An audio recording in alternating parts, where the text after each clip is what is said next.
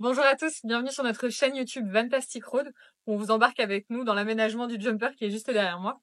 Aujourd'hui, on va installer la vitre arrière du van. Et pour ça, je vous retrouve tout de suite pour la présentation de tous les outils dont on a besoin. Alors, en outillage, on va avoir besoin déjà de la vitre. Nous, on a fait attention quand on a commandé la vitre à la découpe qu'il y a ici, parce qu'on est sur un jumper avec une ouverture des portes arrière à 270 degrés. Du coup, on a une découpe spéciale parce que c'est pas les mêmes charnières. La deuxième chose à laquelle il faut faire attention, c'est la marque 43R. Si vous voulez que le véhicule puisse être homologué VASP, il faut absolument qu'il y ait sur la vitre le marquage 43R. Ensuite, on a besoin d'un pistolet à cartouche pour les cartouches de colle à pare-brise.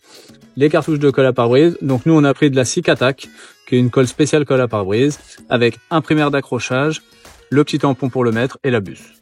J'en ai sorti deux, normalement avec une seule, ça fera largement l'affaire, mais au cas où on ait besoin d'une deuxième, c'est mieux qu'elle soit à température ambiante, elles seront plus faciles à poser. Ensuite, j'ai prévu des forêts et une perceuse pour faire les trous dans la tôle avant de pouvoir passer la scie sauteuse avec la lame exprès pour le métal. J'ai prévu de la bande cache pour pas esquinter la carrosserie quand on va passer la scie sauteuse, du scotch ordinaire pour tenir la tôle qu'elle tombe pas quand on va finir la découpe, du diluant synthétique, après ça peut être un autre diluant, nous on a pris du synthétique parce que c'est ce qu'on avait de disponible, du diluant synthétique pour nettoyer la tôle avant de poser la vitre, des disques à poncer et abrasifs pour nettoyer les bavures que la découpe de la tôle va faire. Ensuite, j'ai prévu un cutter au cas où pour l'ouverture des cartouches. On a en plus, nous, deux tournevis parce qu'il y a encore l'ancien antivol qui est sur la porte. Et donc, du coup, il va falloir qu'on le démonte pour pouvoir poser les vitres. Et enfin, les EPI, une paire de gants, un casque anti-bruit et des lunettes pour éviter les dangers. On va commencer par démonter notre antivol. Une fois qu'on va avoir enlevé l'antivol avec les écrous à l'intérieur, je vais cacher le contour de la paroi pour éviter au moment où on va passer avec la scie sauteuse que ça fasse des marques dedans. Une fois que je vais avoir fait ça, je vais faire des trous aux angles pour pouvoir commencer à insérer la lame et découper la tôle sur la partie droite. Une fois que je vais avoir découpé les 4 parties droites, je vais refermer la porte et je vais venir poser du scotch aux 4 morceaux pour que quand je découpe les angles, la tôle elle tombe pas et que ça abîme pas un autre morceau de la carrosserie.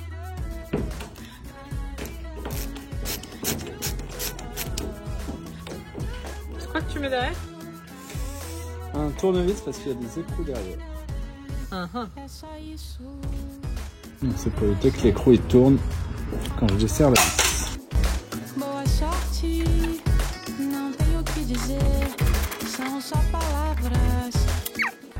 Sur ma perceuse, j'ai pris un forêt de 8 pour faire le pré-trou et après je vais prendre un forêt de 13 pour être sûr de pouvoir passer la lame de la scie sauteuse dans le trou. Donc là quand on perce, on fait attention à pas être trop au bord puisque là je perce à 8 et que je vais repercer plus gros après. Ce qu'il faut prévoir c'est le décalage que ça va faire entre les deux pour que le gros forêt arrive au bord de la pliure.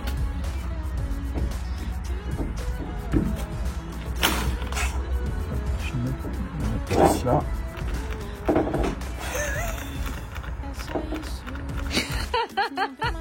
La perceuse ne perce pas. Du coup, j'ai été chercher un petit pointeau, un marteau, parce que je pourrais glisser sur la tôle sans vraiment la percer. Hop.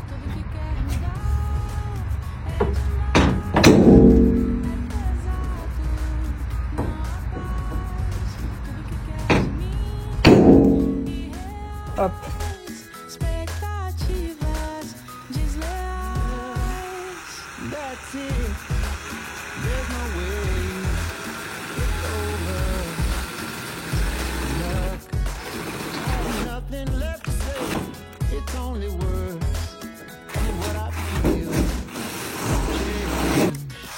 Ah, t'as pris le plus grand?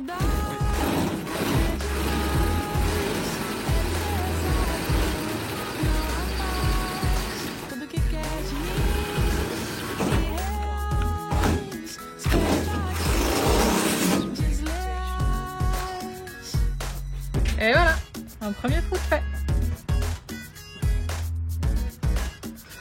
Donc l'idée, c'est de pouvoir prendre la scie sauteuse et de passer dedans la lame comme ça, pour qu'on puisse faire le tour avec. Donc là, je vais faire les 4 et on se retrouve après.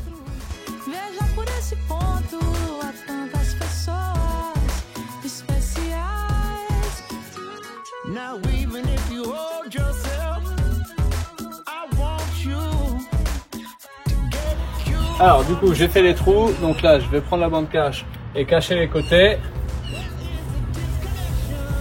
Ça, c'est pour éviter les marques avec la scie sauteuse.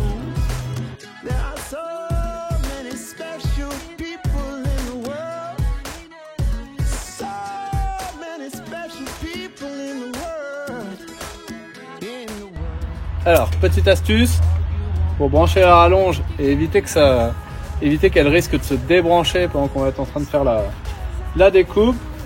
Je fais un nœud et je passe les 2 morceaux dedans. Comme ça, quand je vais tirer sur la scie sauteuse, je suis sûr que ça risque pas de se débrancher. Hop, je mets le fil du bon côté et je vais découper entre le trou du bas et le trou du haut.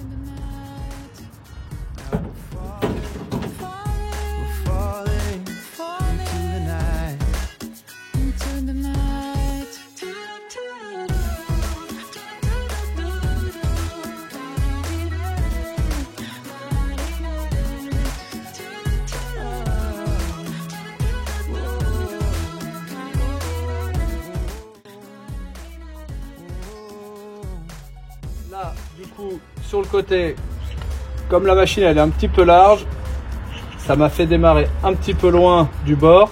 Donc je vais repasser dans l'autre sens dans un second temps pour vraiment venir à fleur.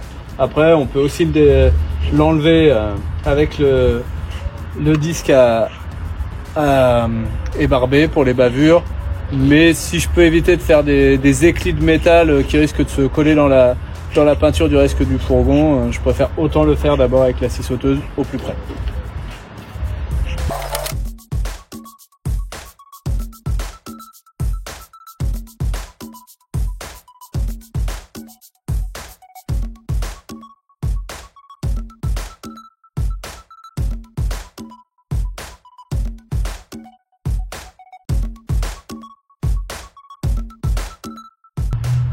Donc là du coup, comme je vous le disais tout à l'heure, on met du scotch sur les coins, pas sur les coins, non, sur le plat.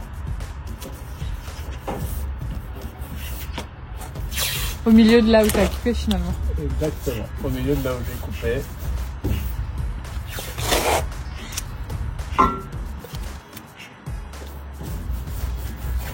Hop.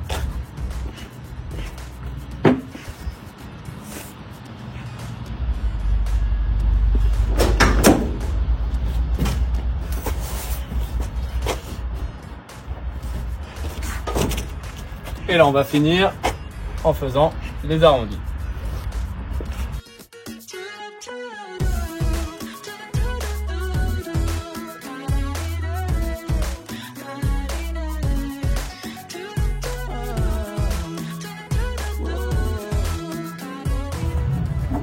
Donc du coup, là, on a fini la découpe. Donc on va pouvoir enlever les petits morceaux de scotch et récupérer le panneau. Il va nous rester un petit coup là des bavurages à mettre sur le pourtour, un petit coup d'anti-rouille et pour la préparation c'est fini. Après on va passer à la vitre. Hop. Donc là du coup maintenant j'ai mis le disque pour les bavures sur la meuleuse et je vais mettre un petit coup sur tout le tour, léger, juste histoire d'enlever les bavures et après on va mettre l'anti-rouille.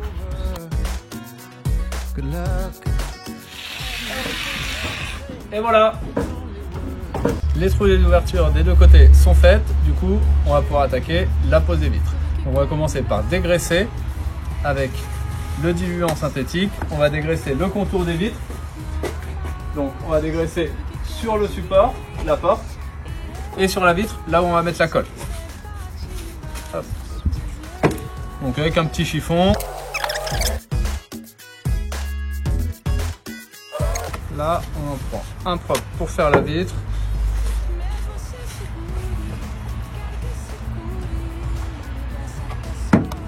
Ah bon. Donc on fait pareil avec la vitre. Normalement elles sont propres, mais on sait jamais en usine si ça fait un petit peu de gras dessus, c'est du coup avoir une fuite après dans le camion. Hop, on en reprend un sec pour bien essuyer.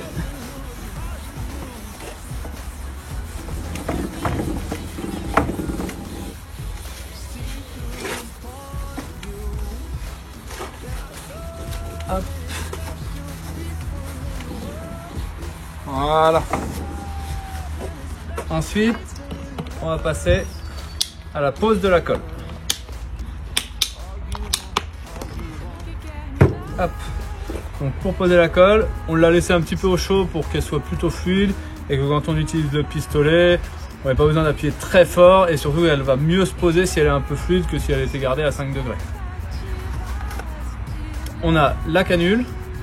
Donc la canule, on va mettre un coup de cutter dedans pour l'ouvrir. En gros, il faut que l'ouverture fasse la taille d'un filtre de cigarette. Et après, on va faire un petit V dedans, ce qui va permettre que quand on pose, on ait notre cordon rond et une légère montagne au-dessus. Ça va permettre que quand on applique, on ait forcément de la colle partout. Même si la tôle est un petit peu ondulée ou pas vraiment plate, quand on va appliquer, le fait qu'il y ait la surépaisseur, ça va permettre d'avoir vraiment une étanchéité parfaite. Ah bah voilà, on a un petit visiteur. Donc ça c'est pour la partie colle. Et on a la partie avec le primaire d'accrochage. Donc indispensable, le primaire d'accrochage si vous n'êtes pas sur une colle spécifique qui existe et qui peut se faire sans primaire d'accrochage. Mais voilà, c'est pas le même style de colle. Mais ça peut se faire aussi sans primaire si la colle est spécialement conçue pour ça. Donc on mélange un petit peu. Donc le primaire souvent il est noir. Hop, voilà, parce que c'est plus discret sur la vitre. Donc on en met sur le petit coton qui est fourni avec et on va en mettre sur la vitre. Là on va mettre la colle ensuite. Hop. Donc on suit la découpe de la vitre.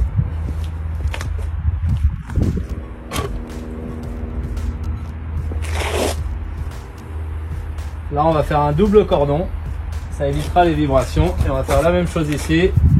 Un double cordon, ça évitera les possibles vibrations de la tôle qui a été découpée. Hop. Et on va faire la même chose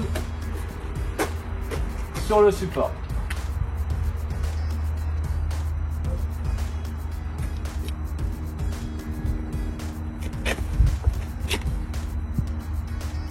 Donc après, si vous avez peur que quand vous mettez le primaire sur un côté et la colle dessus, sûr d'être en face entre la vitre et la tôle, vous pouvez en mettre sur toute la tôle. Il y a assez de primaire dans le petit pot pour faire complètement les deux. Voilà.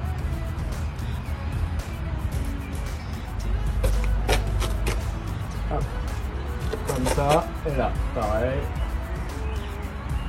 On peut faire des bandes un peu plus larges si on veut être sûr que là où on a mis la colle, on en est aussi.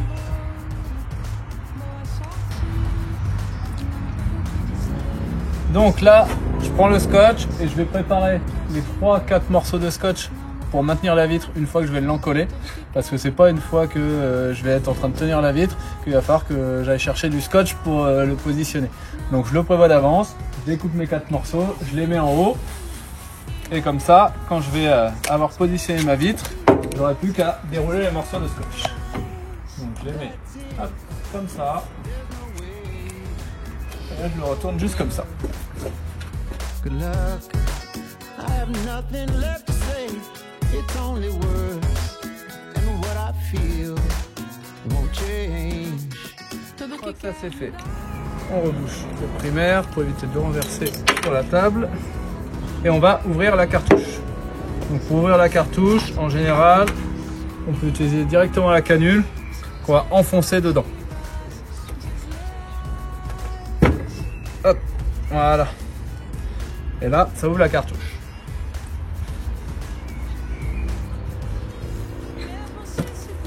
On l'essuie.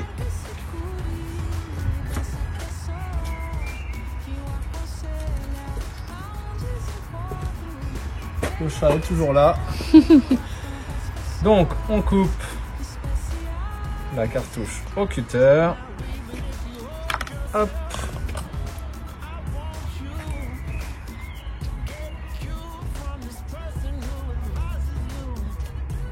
Donc, si vous prenez la Sik Attack comme nous on a pris, vous avez directement sur la canule 1, 2, 3. Vous pouvez couper au 2. Au 2, ça correspond en gros à le diamètre d'un filtre de cigarette. Et après, on voit qu'on a des petites marques pour faire la petite montagne dont je vous parlais qui va permettre de bien coller.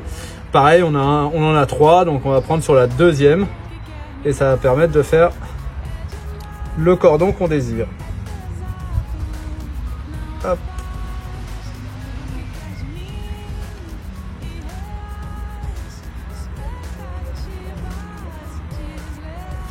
Hop, et voilà. Donc on va se retrouver avec quelque chose qui ressemble à ça. On vient de mettre sur la cartouche. Et ensuite, on met ça dans le pistolet. Donc après, pour la pose de la colle, il y a deux écoles. Il y en a qui vont préférer la poser directement sur la carrosserie et d'autres qui vont préférer poser sur la vitre. Là, en l'occurrence, comme nous, on a la charnière où on va être à côté, je préfère autant la poser sur la vitre. C'est plus simple de la faire directement sur la vitre qui est posée sur la table de travail plutôt que d'aller la faire sur la carrosserie. Mais après, ça va, c'est un choix personnel, chacun peut faire comme il l'entend. Donc la colle, c'est assez rigide. Voilà. Et donc après, on va passer ici et on va avancer au fur et à mesure qu'on appuie sur le pistolet. Donc il faut essayer d'être à peu près, comment dire, de faire quelque chose de linéaire, essayer de reculer de manière régulière. Hop. On va faire tout le tour.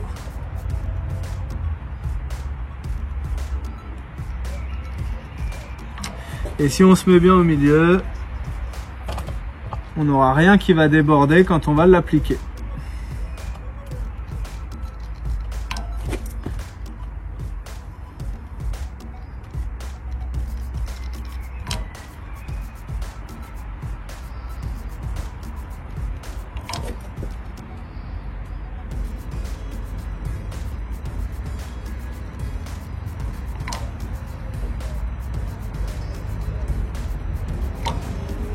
Hop.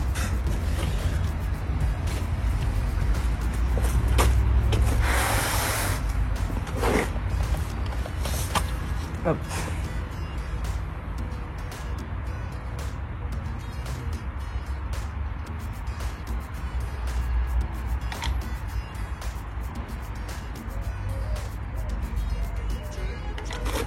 Donc on fait bien attention à rester sur le primaire parce que vraiment si on est sur la vitre, ça c'est pas des colles qui sont faits pour coller le verre. Si on n'est pas sur le primaire, vous aurez un décollement certain, il n'y a pas de doute là-dessus. Et du coup, une fuite. Parce qu'elle va pas forcément se décoller complètement puisque il y aura des endroits où ce sera sur le primaire. Mais par contre, vous aurez une infiltration d'eau, ça peut être de l'humidité en permanence et vous vous demanderez d'où ça vient et simplement ce sera le petit trou dans le primaire qui fera ça.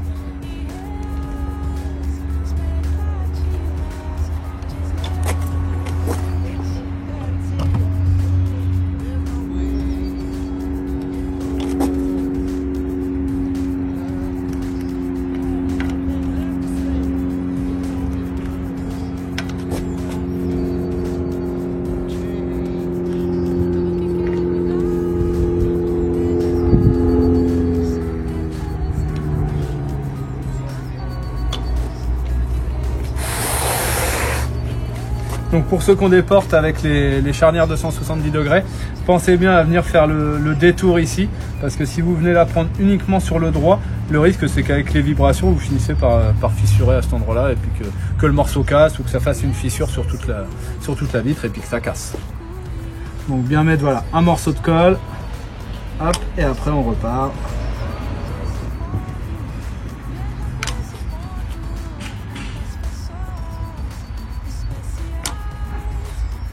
Hop, donc là où on raccorde les colles, bien les mélanger pour être sûr qu'il n'y ait pas de bulle d'air dedans et qu'il n'y ait pas un filet d'eau qui puisse passer.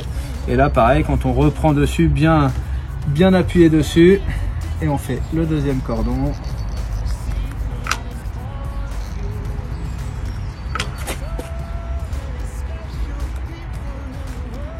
Hop, et quand on raccorde, on tourne en même temps. Hop, et là, on vient raccorder de l'autre côté. Voilà. Hop. Et on a bien fait notre raccord.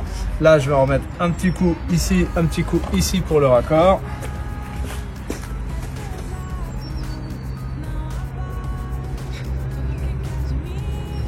Hop.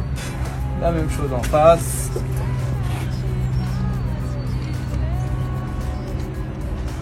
Hop. Et voilà. Donc là, on a mis la colle dessus. On n'a plus qu'à attraper la vitre. Venir la plaquer comme il faut. Faut éviter de trop avoir besoin de se repositionner. Faut essayer d'être au bon endroit dès le départ. Après, on peut légèrement la bouger pour l'appuyer un petit peu en même temps qu'on la plaque. Mais forcément, si vous êtes de travers, bah, vous allez faire des traces de colle à des endroits où vous ne voudrez pas. Donc, vaut mieux éviter. Et surtout, si vous avez de la colle, parce que vous la collez un petit peu de travers comme ça et que là, ça touche avec la colle, bah, faut enlever la vitre et revérifier que le cordon de colle soit bien mis, et si c'est pas le cas, en remettre un peu, nettoyer sur la porte et recommencer l'application. Mais vraiment, si vous êtes un petit peu de travers ou quoi à côté et que vous pensez que le cordon de colle peut avoir une petite coupure, faut l'enlever et vraiment remettre de la colle à l'endroit où il y aura la coupure, parce que sinon ce sera une infiltration d'eau et voilà, et derrière, bah, c'est de l'humidité, de la rouille, et ça peut pourrir votre porte sur le long terme dans le bas de la porte. Donc voilà, donc là on est bon, donc on va venir appliquer la porte directement dessus.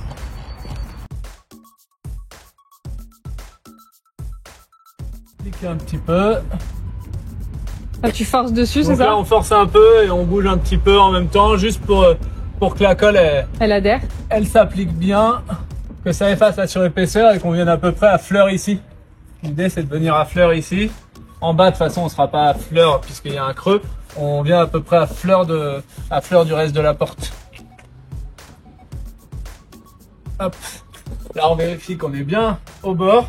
Faut pas être plus parce que forcément si on est plus, l'autre porte quand elle va venir se fermer, elle va briser la vitre. Hop. Donc c'est un petit peu manœuvrable. Hop, voilà.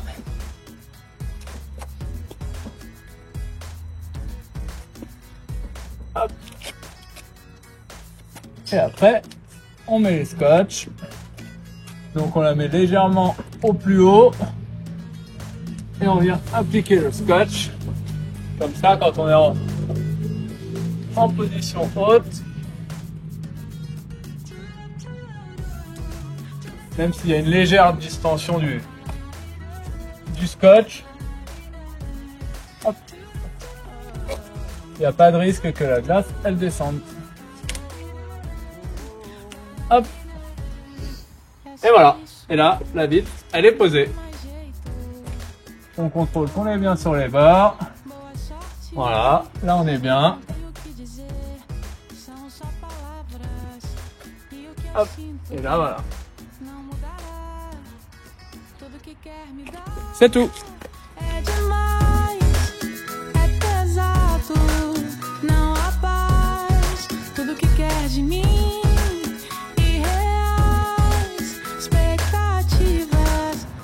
Et voilà, la pose des vitres est terminée. On a attendu 1h30 avant de déplacer le véhicule. Et maintenant, il n'y a plus qu'à faire le test d'étanchéité. On est super content d'avoir pu vous tourner cette vidéo. Si vous avez des questions, n'hésitez pas à les poser en commentaire. Et surtout, abonnez-vous pour notre prochaine vidéo où on vous montrera comment installer la déprochetage. À bientôt. Bye.